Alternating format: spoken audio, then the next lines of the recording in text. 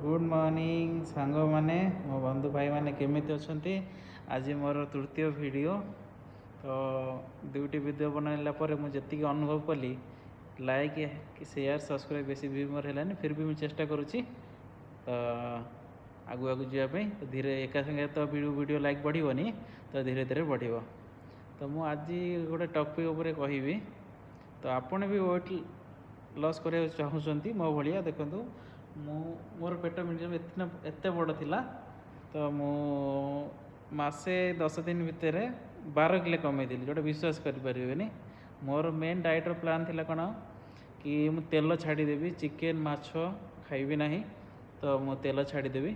तो मु टोटाल तेल ही छाड़ी देती तेल खाइलेनी खीरा कांकुड़ी खीरा कहीदेली कांकुड़ी दही गाजर आउ एप्पल मोर गोटे मासर रेगुलर रूटीन से रहा 3 टाइम से ही खाइबी तो सकाଳେ मोर ग्रीन टी संध्या बेले ब्लैक टी आउ राति हेले अजवाइन थोड़ा टिके गरम कर अजवाइन पानी पिए तो निश्चिंत मोर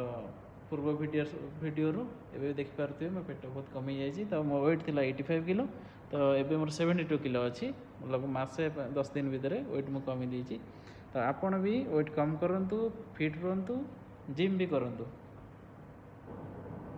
बट ना बोधे मोर अच्छी अल्प अल्प अच्छी तो जिम भी करूँ भले रुहतु सुस्थ रुहतु।